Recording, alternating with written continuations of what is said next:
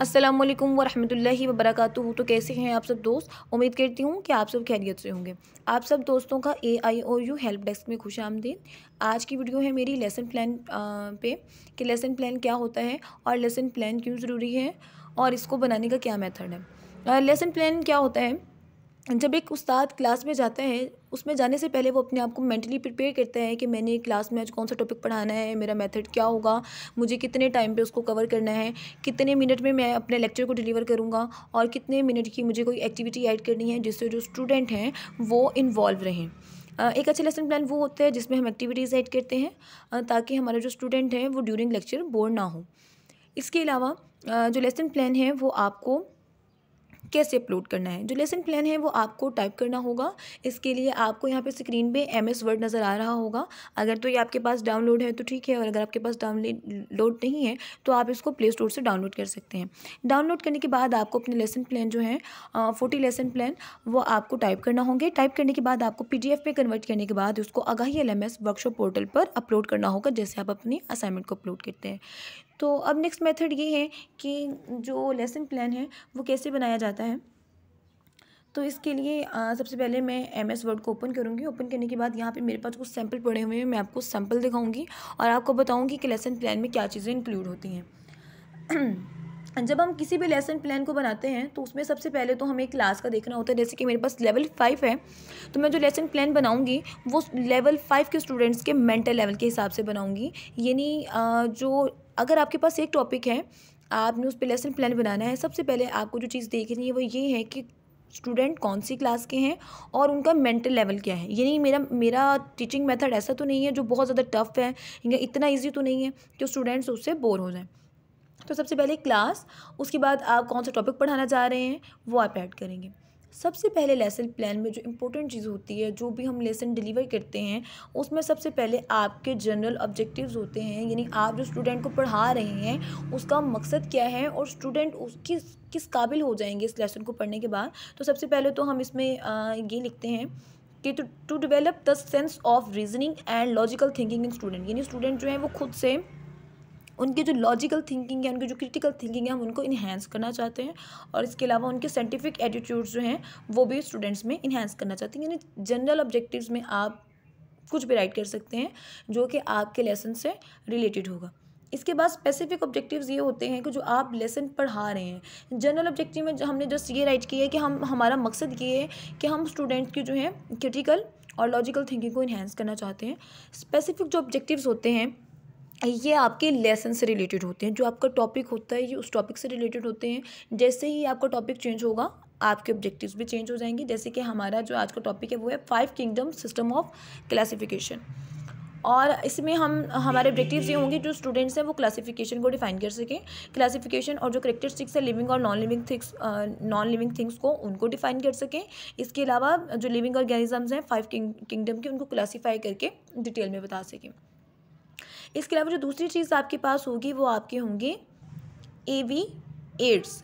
यानी आप कौन कौन सा मटेरियल इस्तेमाल करेंगे। वाइट बोर्ड है, board marker of different colours, colour marker. यानी आप यहाँ पे कोई भी चीज़ ऐड कर सकते हैं जो कि आप क्लास में यूज़ करेंगे। जिन मटेरियल को आप क्लास में यूज़ करेंगे यहाँ पे आप वो राइट करेंगे।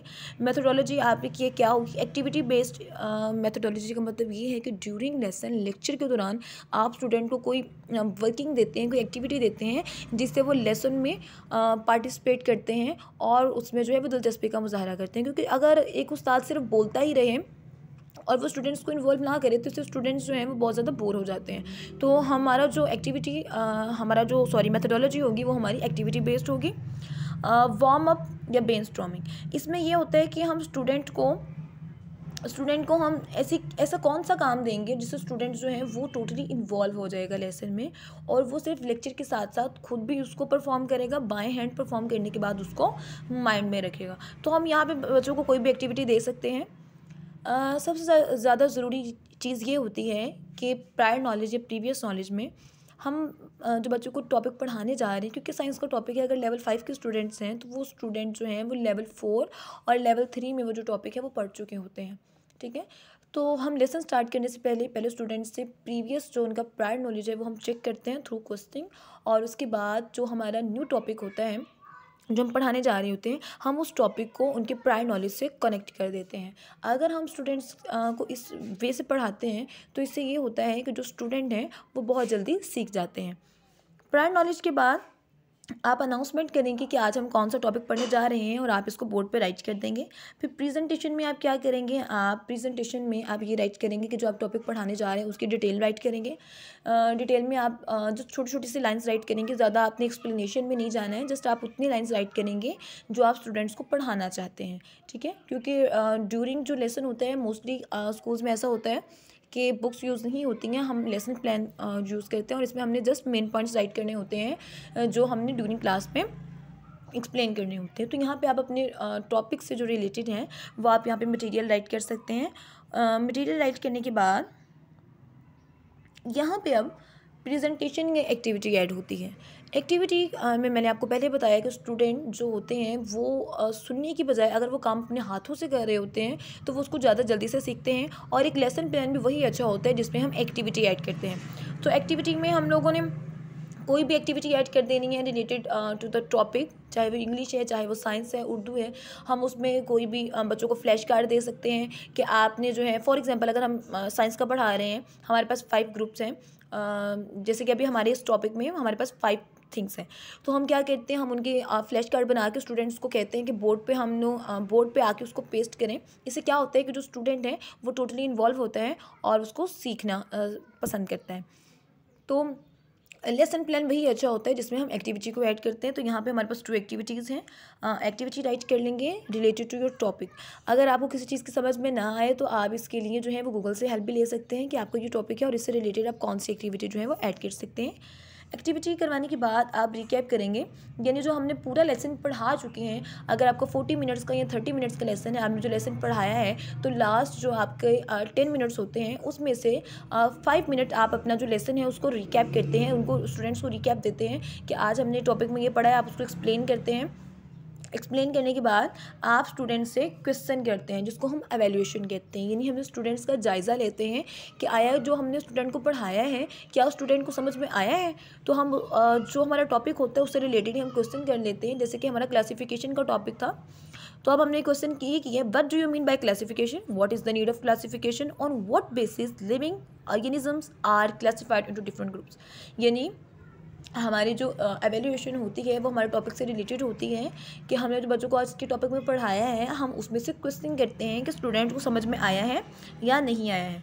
इसके बाद सबसे लास्ट पे हमारा होमवर्क होता है कि हम स्टूडेंट को कोई भी होमवर्क देते हैं कि आपने ये होमवर्क कहना है, वो रिटन फॉर्म में भी हो सकता है, वो ओरल फॉर्म में भी हो सकता है, तो आपने वो राइट कर लेना है। तो लेसन प्लान में यही चीज़ें ऐड होती हैं। ठीक है, ये तो आपके सामने मैंने एक साइंस का जो है वो लेसन प्लान एक्सप्लेन किया है, उसका मैंने आपको एक सैम्पल दिखाया है।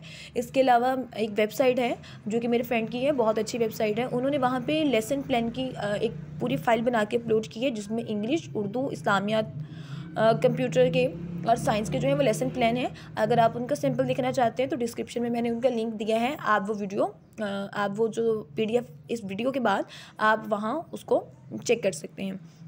तो एक दफ़ा मैं फिर से रिपीट करूँ, हमारे लेसन प्लान में कौन कौन सी चीज़ें ऐड होती हैं, कौन कौन से टॉपिक ऐड होते हैं। General objectives, specific objectives, AV aids, materials, हमारी मेथोडोलॉजी क्या होगी, वार्म अप क्या है कि हम स्टूडेंट को कैसे वार्म अप कर रहे हैं। सबसे पहले हम उनका प्रीवियस नॉलेज चेक करते हैं, अनाउंसमेंट होती है, फिर हम अपनी प्रेजेंटेशन स्टार्ट करते हैं। प्रेजेंटेशन में आप अपने लेसन प्लान को ज़्यादा जो है अच्छे से शो करवाने के लिए, आप अपनी स्किल्स को शो करवाने के लिए आप इसमें डिफरेंट पिक्चर्स भी ऐड कर सकते हैं। ठीक है, क्योंकि टाइपिंग फॉर्म में तो आप इसमें पिक्चर्स भी ऐड कर सकते हैं क्योंकि इससे जो है वो बहुत अच्छा लगेगा। एक जो आपका लेसन प्लान है वो इफेक्टिव होगा कि आपने इसमें पिक्चर्स ऐड की हुई हैं तो उसकी जो सजावट है वो हो जाएगी और वैसे भी वो अट्रैक्टिव लगेगा। तो जो भी चेकिंग करने वाला होगा तो वो अट्रैक्टिव लेसन प्लान की वजह से आपको ज़्यादा मार्क्स भी देगा। इसके बाद हम एक्टिविटी को ऐड करेंगे। एक्टिविटी आप 1 या 2 कर सकते हैं और अगर आपको समझ में ना आए तो आप गूगल से हेल्प भी ले सकते हैं रिलेटेड टू योर टॉपिक। इसके अलावा हम रिकैप देते हैं और इसके बाद एवेल्यूएशन के बाद हम स्टूडेंट्स को होमवर्क दे देते हैं। तो ये एक ईज़ी सा मेथड था कि आप लेसन प्लान को जो है वो कैसे बना सकते हैं। लेसन प्लान में हम कौन कौन से टॉपिक ऐड करते हैं, और इसके अलावा जो लेसन प्लान के सैम्पल हैं वो डिस्क्रिप्शन में मौजूद वेबसाइट पे भी जाके आप देख सकते हैं। अगर आपको कोई भी चीज़ डिफ़िकल्ट लग रही है, कोई भी चीज़ समझ में नहीं आई है, तो आप मुझसे कमेंट सेक्शन में या मेरे व्हाट्सएप ग्रुप में टेक्स्ट करके भी पूछ सकते हैं। इंशाल्लाह मैं आपको ज़रूर रिप्लाई करूँगी। मुझे दुआओं में याद रखिएगा, और मज़ीद इस तरह के वीडियोज़ के लिए मेरा चैनल ज़रूर सब्सक्राइब कीजिए। लाइक और कमेंट करने का बहुत बहुत शुक्रिया। फ़ी अमान अल्लाह, अल्लाह निगहबान।